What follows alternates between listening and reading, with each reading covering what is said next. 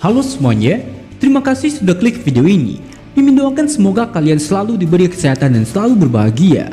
Di video One Punch Man Dojin sebelumnya telah berakhir dengan Saitama yang terkena pukulan telak dari Gun hingga membuatnya tidak bisa menghindar dan terhempas dengan sangat kuat. Nah, kira-kira bagaimanakah nasib Saitama setelah ini? Tanpa berlama-lama, inilah alur ceritanya.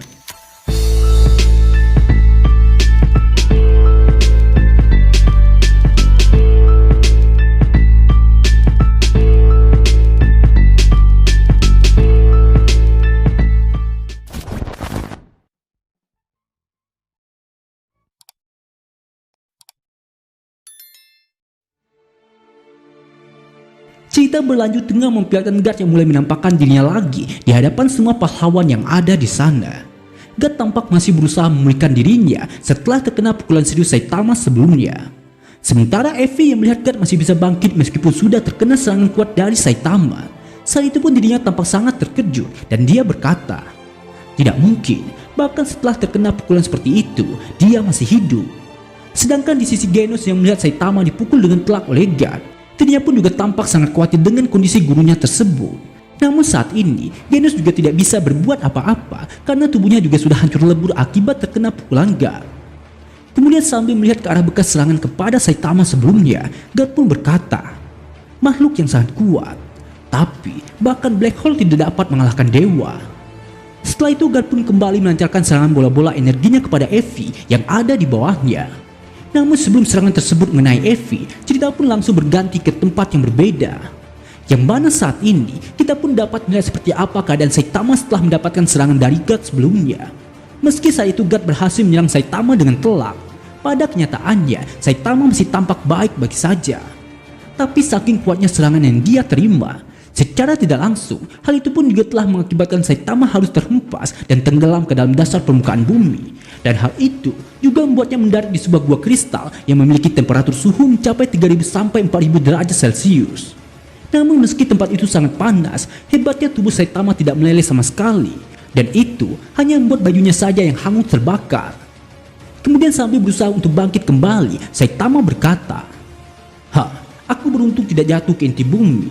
Aku harus membeli kostum baru setelah ini. Haruskah aku sedikit lebih serius lagi?" Sementara itu cerita pun kembali berganti ke atas permukaan bumi. Yang mana setelah Guard melancarkan tembakan bola-bola energinya kepada Evi dan yang lainnya. Di sini kita pun dapat melihat Evi, Genos, dan Garou yang tampak babak belur dan tidak mampu untuk bangkit lagi. Melihat situasi itu, Guard pun kembali berkata, "Bahkan makhluk 4 dimensi tidak mampu mengalahkanku. Di dalam multiverse ini ada dewa dengan dimensi yang jauh lebih tinggi dengan kekuatan yang bahkan tidak dapat kau pahami. Dan baginya, kalian hanyalah seperti debu saja."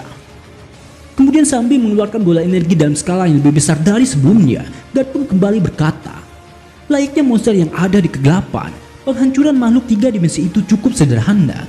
Salah satunya adalah dengan menguraikan semua bahan organik diintegrasikan menjadi materi 1 dimensi seperti yang diperintahkan oleh dewa, yaitu hukuman." Setelah itu kita pun dapat melihat Guard yang mengeluarkan kekuatan yang sangat luar biasa di tangannya dan dia mengarahkannya ke atas hingga mencapai galaksi lalu menembus ke dimensi lain. Kemudian cerita pun langsung berganti ke sisi permukaan bumi yang lainnya, atau lebih tepatnya di kota A. Yang mana saat ini terlihat Fubuki yang sedang duduk santai sambil membaca sebuah buku.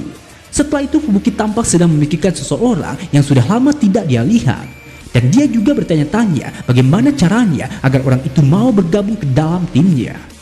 Untuk diketahui, orang yang dimaksud oleh Fubuki di sini adalah Saitama ya. Namun kemudian, tiba-tiba saja Fubuki mendapatkan sebuah pesan singkat dari Tatsumaki yang menanyakan sedang di mana Fubuki sekarang. Dengan instingnya yang tajam, Tatsumaki mulai merasakan adanya hal buruk yang akan terjadi. Dan berhubung Fubuki memang sering membuatnya khawatir, saat itu pun Tatsumaki memutuskan untuk pergi mencarinya. Tapi secara mengejutkan, tiba-tiba saja tubuh Tatsumaki mulai terkikis menjadi partikel kecil yang seperti debu. Sehingga hal itu pun membuat seluruh tubuhnya juga langsung musnah begitu saja. Begitupun dengan Fubuki, ternyata dirinya dan semua manusia yang ada di bumi juga mengalami hal yang sama. Sedangkan di sisi lainnya, kita pun kembali akan dibawa ke suatu tempat yang berada di belahan bumi lainnya. Yang mana saat ini terlihat pahlawan Blast yang sedang duduk termenung sambil menunggu kematiannya. Saat itu Blast menyadari bahwa tubuhnya juga mulai berubah menjadi partikel dan dia tahu bahwa ini adalah dampak dari perbuatan Guard. Sehingga di saat itu juga Blas pun berkata, "Hahaha, apakah kau juga akan mengambil hidupku? Aku butuh sekali lagi." Di lain sisi, kita pun juga dapat melihat para pahlawan lainnya yang ikut merasakan dampak yang sama, dan sampai sekarang tidak ada satupun dari mereka yang menyadari bahwa ini adalah perbuatan Guard yang ingin memusnahkan seluruh kehidupan di planet bumi kecuali Effie, Garo, Genos dan juga Saitama yang berada di lokasi pertempuran saat ini.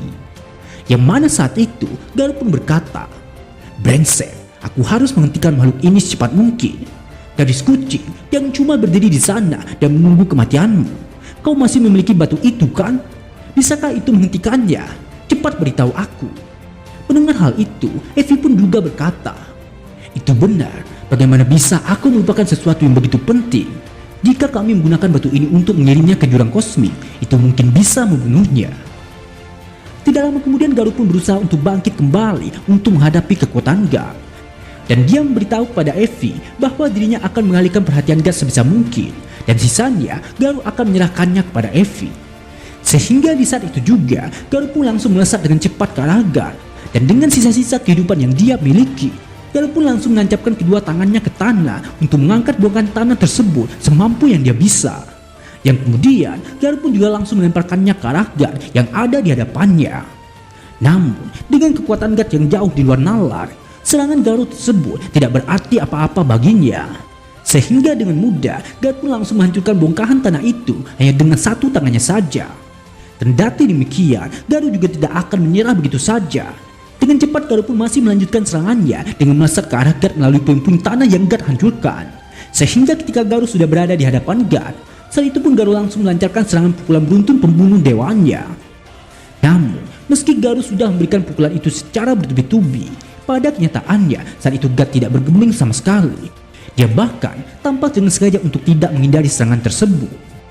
Sementara itu, di saat Garo masih sibuk mengalihkan perhatian Guard, di lain sisi Effie pun juga segera berlari mendekati tempat pertarungan mereka. Namun, tanpa terduga, tiba-tiba saja saat itu tubuh Garo mendadak tidak bisa digerakkan lagi. Dan sekarang, Guard pun juga terlihat mulai mengumpulkan energi di lubang kepalanya untuk menghancurkan Garo dalam serangan tersebut. Sehingga ketika Garo menyadari hal itu, di dalam benaknya Garo pun berkata, "Tidak, lubang itu bukan hasil dari pukulanku, tapi dia sedang bersiap untuk menyerangku. Aku harus fokus pada pernafasanku. Dengan kemauan dan kekuatan, aku harus segera membebaskan diri." Yang mana dengan konsentrasi penuh yang Garo lakukan, akhirnya dirinya pun bisa menggerakkan tubuhnya kembali tepat di saat Guard melancarkan tembakannya. Sehingga Garo pun masih bisa selamat dari serangan yang maha dahsyat itu.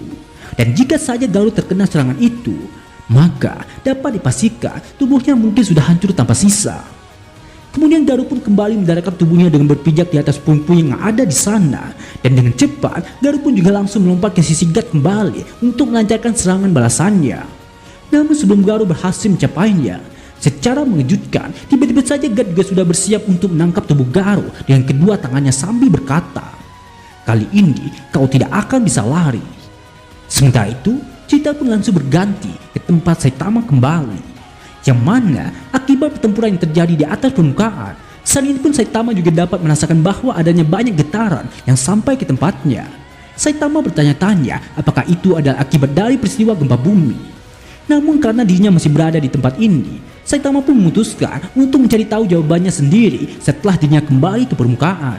Saat itu pun Saitama terlihat sedang memejamkan matanya dan dia juga langsung mengambil ancang-ancang untuk melompat ke permukaan kembali.